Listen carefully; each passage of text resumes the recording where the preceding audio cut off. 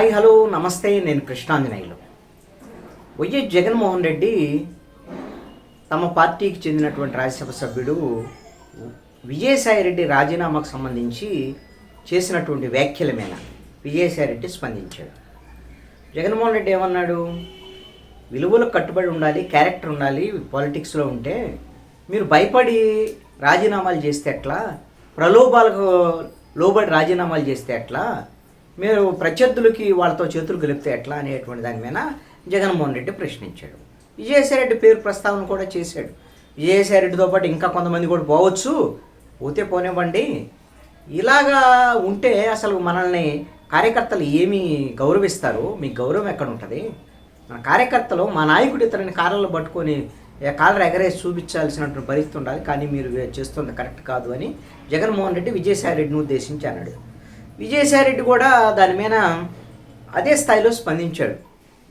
నాకు వ్యక్తిగత జీవితంలో కూడా విలువలు ఉన్నాయి, నేను ఎవరికి భయపడను, నేను విలువలకు కట్టుబడి ఉంటాను, ప్రలోభాలకు అస్సలకి లోనుగాను అనేటువంటి విధంగా ఆయన ఎక్స్లో ట్వీట్ చేశాడు. ఆయన ఏం ట్వీట్ చేశారు? జగన్మోహన్ రెడ్డి వ్యాఖ్యలకి ప్రతిస్పందనగా విజయసాయిరెడ్డి చేసినటువంటి ఆయన వ్యాఖ్యలు ఏంటి అంటే, వ్యక్తిగత జీవితంలో కూడా విలువలు, విశ్వసనీయత, క్యారెక్టర్ ఉన్నవాడిని కాబట్టే ఎవరికి ఎలాంటి ప్రలోభాలకు లొంగలేదు. భయం అనేది నాలో ఏ అణువులోనూ లేదు.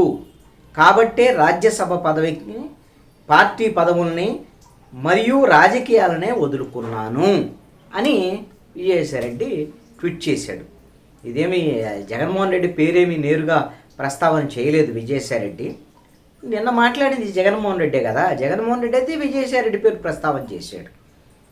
కాబట్టి జగన్మోహన్ రెడ్డి చేసినటువంటి ఆ వ్యాఖ్యలకే ఈయన ఈ విధమైనటువంటి సమాధానం ఇచ్చి ఉంటారు విజయసాయిరెడ్డి అని అనుకోవాల్సి ఉంటుంది.